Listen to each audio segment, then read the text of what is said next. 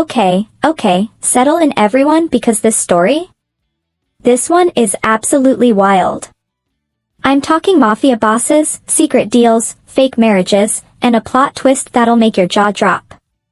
So grab your snacks, get comfortable, and let me tell you about Emma and James, two people who thought they were playing chess, but were actually being played like checkers. So picture this, James Morrison. Drop-dead gorgeous, billionaire, sharp suits, mysterious aura, the whole package, right? But here's the kicker, he's not just some tech bro, or trust fund baby. Oh no. No. James is a full-blown mafia boss. Like, the kind of guy who owns half the city and the other half is too scared to ask questions. Now James has a problem. His father, the former big boss, the legend, the man who built their empire, just passed away. And his dying wish? To be buried on this specific piece of land.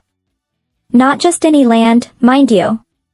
This particular plot of earth that apparently holds some deep family significance. Maybe great-grandpa planted a tree there, maybe it was where he had his first business meeting, who knows with mafia families, right? But here's where it gets juicy. The land belongs to Victor Chan, another mafia lord. And Victor? He's not just gonna sell it like a normal person listing property on Zillow. Oh no. This man sees an opportunity and he's taking it. Victor calls up James and basically says, sure, you can have the land. But it's gonna cost you. And when James asks how much, Victor hits him with the most insane terms ever. He wants half, yes, half, of James's entire fortune. We're talking billions with a B, people. Plus, and this is where it gets absolutely bonkers, James has to marry Victor's only daughter, Emma, get her pregnant with a male heir for Victor's mafia kingdom, and then after the baby's born, he can divorce Emma, give Victor the baby, and walk away. I know. It sounds like a terrible Netflix original, but stay with me because it gets so much better. Now let's talk about Emma.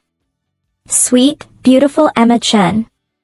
This girl is scrolling through her phone one day when her father casually drops by her room and says, hey, sweetie, I found you a husband. And Emma's like, Dad, what are you talking about? And Victor shows her a picture of James Morrison.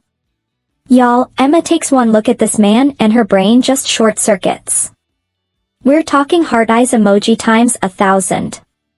This man is gorgeous. Tall, dark hair, those mysterious eyes, strong jawline, basically if someone asked AI to generate hot mafia boss, and it actually worked. Emma doesn't even hesitate.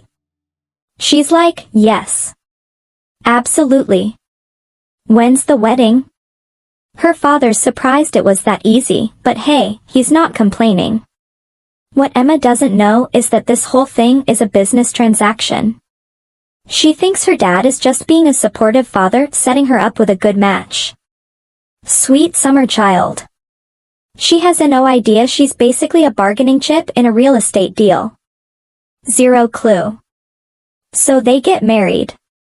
Big wedding, expensive everything, Emma's floating on cloud 9 because she just married the man of her dreams. She's thinking fairy tale, happily ever after, couple goals, the whole 9 yards. The wedding night comes and, it's weird. James is polite but distant. Very distant. Like I'm here to complete a transaction distant. They do the deed, very businesslike, very mechanical, and then James just rolls over and goes to sleep. No cuddling, no pillow talk, no, so tell me about yourself. Nothing. Emma's confused, but she thinks, okay, maybe he's just tired. Maybe he's nervous. We'll connect tomorrow. Tomorrow comes. James is already gone before she wakes up. He leaves her a note saying he had business to attend to. Okay, fine, he's a busy guy. She can handle this. But then it becomes a pattern. Every interaction is cold. Every conversation is surface level. He won't kiss her except for brief, obligatory pecks. No hand-holding, no romantic dinners, no cute nicknames. This man treats her like a roommate he barely tolerates. The only time he shows any interest is when, let's be delicate here, it's baby-making time. And even then, it's like he's filing quarterly reports. Efficient. Impersonal. Get in, get out, mission accomplished. Month 1. Not pregnant. Emma's disappointed but hopeful. She tries to initiate conversations, tries to get to know him. So James, what's your favorite food? Anything. What do you like to do for fun? Work. Do you have any hobbies? Business. This man gives her nothing. Month 2. Still not pregnant. Emma's trying everything. She wears pretty dresses, cooks his favorite meals, which she had to ask his bodyguard about because James won't tell her, tries to create romantic moments. And James? He acknowledges none of it. He comes home, barely looks at her, does his duty, and leaves. By month 3, Emma is fed up. Like, absolutely done. She's out here trying to build a marriage and this man is treating her like expired milk. She's thinking, why did I even agree to this? Oh right, because he's hot. Well, hot doesn't pay the bills when you're emotionally starving. So Emma makes a decision. If he's going to ignore her, she's going to ignore him right back. She stops trying. Stops cooking for him. Stops dressing up. When he comes home, she doesn't even look up from her book. He walks into a room. She walks out. He tries to initiate conversation. One-word answers. Yes. No. Maybe. Whatever. And the funniest part? This starts to drive James absolutely crazy. See, here's what's been happening on James's side that Emma doesn't know about. This man has been fighting his feelings for her since day one. Every time she smiled at him, every time she tried to connect, every home-cooked meal, every thoughtful gesture, he noticed. He noticed everything. And it was killing him. But in his mind, he's convinced himself that Emma is just like her father. Cold, calculating, willing to sell herself for power and money. He thinks she knows about the deal. He thinks she agreed to be some kind of broodmare for money. So he's protecting his heart by being distant. He's thinking, I won't fall for someone who sold her body for a business deal. Oh, the irony. The absolute irony. But now that Emma's giving him the cold shoulder, something's shifting. He's watching her more. Noticing the little things. The way she reads in the window seat every morning. How she hums while making tea. The way her whole face lights up when she talks to her friends on the phone. And it's driving him insane because he's realizing. Oh no. Oh no. He's falling for his fake wife. Meanwhile, Emma's living her best petty life. James comes home one day and she's literally rearranged the entire living room so her favorite chair has its back to his favorite spot. He tries to talk to her at dinner. She's wearing headphones. Not even listening to anything, she just wants him to think she is. The man is getting a taste of his own medicine and he does not like it. His bodyguard, Marcus, who by the way is the real MVP of this story, keeps giving James these knowing looks. One day Marcus is like, boss, maybe you should, I don't know, talk to your wife? And James snaps, stay out of it, Marcus. But Marcus just shrugs like, your funeral, man. Things continue like this for weeks. The tension in that house could cut diamonds. They're living together but might as well be on different planets. And then one day, Emma's walking past James's study when she hears him on the phone. Now, Emma wasn't trying to eavesdrop. She was literally just walking to the kitchen to stress eat ice cream because that's what you do when your hot husband won't love you back. But she hears her father's voice on speakerphone and she freezes. Victor's saying, so when is my daughter going to deliver? I need that air, James. That was the deal. And James responds, I'm working on it. These things take time. Emma's heart drops into her stomach. Deal? What deal? Victor continues, well, work faster. Remember, you get the land, I get half your money and a grandson. Emma knew what she was signing up for. She agreed to this. Emma's mind is literally exploding. She feels dizzy. The walls are spinning. Her father did what? And James thinks she knew? In her shock, she stumbles, her hand hitting the door. The door swings open and she trips over the threshold. James, with those lightning-fast Mafia reflexes, catches her before she faceplants. Their faces are inches apart, and for a moment, just a moment, there's something in his eyes. Concern. Real, genuine concern. But Emma's having none of it. She shoves him away. Don't touch me. Victor's voice comes through the phone, James? What's going on? Is that Emma? James quickly hangs up, but the damage is done. Emma's backing away from him, and she looks absolutely devastated. A deal? I'm a deal.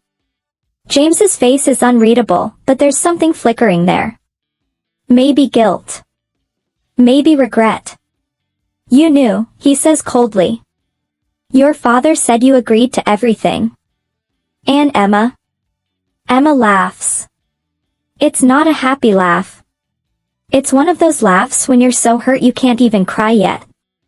I knew. I knew. James, I didn't know a single thing. I married you because, she stops, presses her hand to her mouth. She almost said it. Almost admitted she fell for him like a complete idiot. Because what? James pushes, and now there's something desperate in his voice. Because I loved you. Emma shouts, and tears are streaming down her face now. I saw your picture and I thought you were handsome and my father seemed happy and I thought, she can't even finish. I thought I was getting married for real. Not being sold like cattle. James's entire world just tilted on its axis. You didn't know? No. I didn't know. You think I would have agreed to have a baby just to give it away? You think I'd agree to a divorce before the marriage even started? What kind of person do you think I am? James just stands there, completely frozen. His whole understanding of the past 3 months is crumbling. All those times she tried to connect, that was real. The hurt in her eyes when he pushed her away, that was real. She wasn't acting. She wasn't playing a part. She genuinely wanted him. Emma, No. She holds up her hand. I don't want to hear it.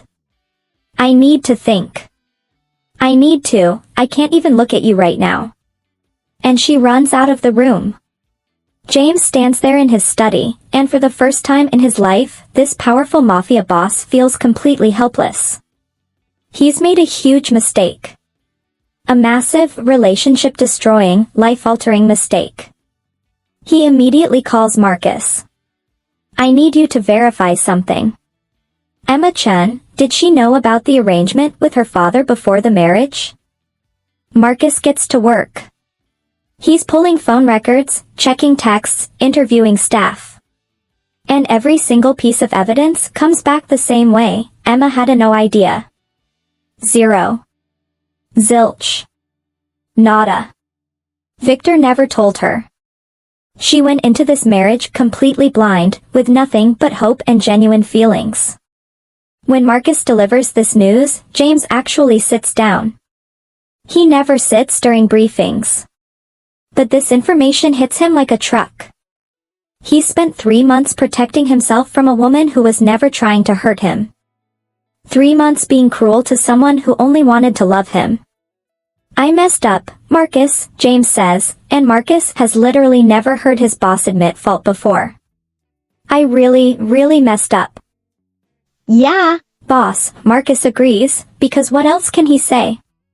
You really did. The next few days are awful. Emma avoids James completely. She's making plans to leave. She's called a lawyer about annulment options. She's done. Finished. Over it. James, meanwhile, is spiraling. This man who runs a criminal empire with an iron fist can't figure out how to apologize to his wife. He sends flowers, she gives them to the housekeeper. He tries to talk to her, she walks away. He writes her a letter, she returns it unopened with "Return to sender" written on it in angry red marker. Marcus is watching all this like it's his personal telenovela. You know, boss, you could just tell her you love her. I can't, it's not, James can't even form sentences anymore. This is what love does to you, people. Reduces powerful men to babbling messes. You're in love with her, Marcus states it like the fact it is. You've been in love with her. You're just an emotionally constipated idiot who didn't realize it until you lost her. James wants to fire him, but Marcus is right and they both know it. Finally, James corners Emma in the garden. She can't avoid him anymore. Emma, please. Just listen. Why should I? She crosses her arms, and she's trying so hard to be strong, but her eyes are red from crying. Because I need to tell you the truth. All of it. And James does something he's never done. He's completely, vulnerably honest. He tells her about the deal with her father. About how he needed the land for his father's burial. About how he'd convinced himself that she was just playing a part, that she'd sold herself for money and power, and that's why he kept his distance. Because he was falling for her and he couldn't handle falling for someone he thought was using him. But you weren't using me, James says, and his voice actually cracks. You never were. You were trying to love me. And I was too stupid and too scared to see it. Emma's crying again, but she's angry. You didn't even give me a chance, James. You just decided who I was without ever asking me. I know, and I'm so sorry. I'm so sorry, Emma. He steps closer. I checked everything. Marcus verified it all. You didn't know. Your father lied to both of us. And he takes a shaky breath. I fell in love with you anyway. Even when I was trying not to. Even when I was being a complete jerk. I fell in love with the way you hum when you make tea, and how you rearrange furniture when you're mad at me, and how you're kind to everyone even when they don't deserve it. I fell in love with you, Emma. The real you. Emma's just staring at him, tears streaming down her face. You love me? I love you so much it terrifies me, James admits. I've faced down rival gangs, police raids, near-death experiences, nothing has scared me like the thought of you walking out that door and never coming back. There's this long pause where Emma's just looking at him, and James is pretty sure this is it. This is where she tells him to get lost, and he's already planning how he's going to drink away his sorrows while Marcus judges him silently. But then Emma says, her voice small, I was pregnant, you know. James's brain short-circuits. What? Was. Past tense. She wipes her tears. I took a test 2 weeks ago. I was going to tell you, but then I heard that phone call and she shakes her head. I lost it. 3 days ago. Stress, the doctor said. Emotional trauma can do that. And James? James's heart just breaks. For the baby they lost. For Emma going through that alone. For all the pain he caused. He closes the distance between them and pulls her into his arms, and for the first time, Emma doesn't pull away. I'm so sorry, he whispers into her hair. I'm so sorry, Emma. For all of it. They stand there in the garden, just holding each other, and it's the first real moment they've had since the wedding. Later, after they've talked more, after James has promised to be better, to be honest, to actually try at this marriage, Emma hits him with something else. You know the ironic part, she says. They're sitting on the couch now, her tucked into his side in a way that feels both new and right. I'm pregnant. Again. James pulls back to look at her. You're, what? Found out this morning. Took another test just to be sure. She gives him a watery smile. Apparently all that angry, tension-filled baby-making actually worked. But you said. I lost the first one. This is a new pregnancy. She places a hand on her still flat stomach. And before you ask about the deal with my father, I don't care what gender this baby is. This is our baby, James. Ours. Not my father's. Not part of some deal. Ours. And James, this tough mafia boss who never shows emotion, has tears in his eyes. Ours, he repeats. Emma, I don't deserve you. Probably not, she agrees, but she's smiling a little now.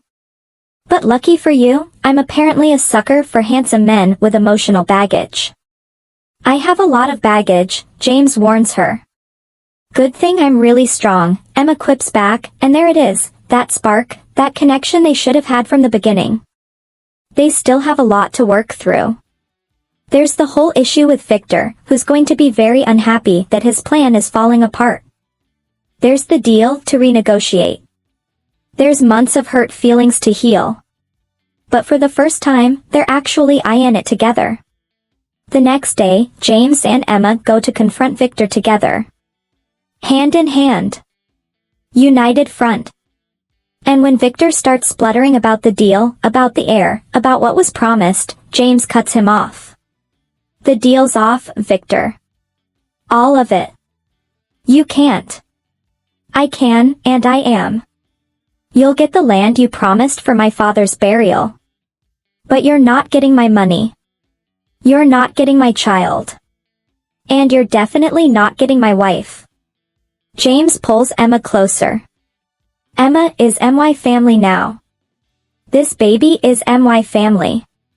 And nobody, not you, not anyone, is going to take them from me. Victor's furious, threatens all kinds of things, but honestly? James Morrison is a more powerful mafia boss than Victor Chin, and they both know it.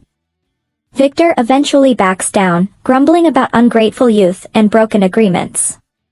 As they're leaving, Emma turns back to her father. You lied to me, Dad. You used me. I don't know if I can forgive that. And there's such strength in her voice, such conviction. She's not the naive girl who married a stranger anymore. She's grown. Emma, Victor starts, but she holds up her hand. Maybe someday. But not today. Today, I'm choosing MY family. And she walks out with James, leaving Victor to sit with the consequences of his actions. 6 months later, Emma gives birth to a beautiful baby girl. Not a boy. A girl. And you know what? Neither James nor Emma care even a little bit. They name her Grace, and she has her mother's eyes and her father's stubborn chin, and she's absolutely perfect. Marcus holds baby Grace one day and jokes, well boss, guess Victor didn't get his heir after all. James, holding Emma's hand while she recovers from delivery, just smiles. No, but I got mine. I got everything I didn't know I needed. Emma squeezes his hand, tired but happy. We both did. And, Yeah, okay, they're still mafia people. Their life isn't exactly normal. There's still danger and drama and all that comes with their world. But they face it together now. As actual partners. As people who chose each other, not because of some deal, but because of love. The last time I checked in on them, yes, I have sources, don't worry about it, they were planning baby number 2. On purpose this time. Because apparently once was enough for the traumatic surprise pregnancy, and Emma wants to actually enjoy being pregnant with someone who loves her. And James? James has become the most devoted, protective, slightly overbearing husband ever.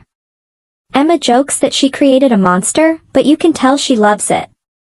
This man who wouldn't even hold her hand now won't let her carry anything. Grocery bags? Nope. Her purse. He's got it. The TV remote? You're growing our child, Emma, let me get it. Emma rolls her eyes but secretly loves every second. So what's the moral of this absolutely bonkers story? Maybe it's that communication is important? That you shouldn't make assumptions about people? That using your daughter as a business chip is bad parenting, Victor? Or maybe it's simpler than that. Maybe it's just that love, real love, can grow even in the messiest, most transactional situations if both people are willing to be honest and vulnerable and take the risk. Also, always read the fine print before you get married at people. Always. And that's the tea. What do you think? Team James for eventually getting his act together, or Team Emma for giving him a second chance? Let me know in the comments. Until next time, stay messy, stay dramatic, and remember, your life might be complicated, but at least you're not accidentally marrying a mafia boss because you thought he was cute.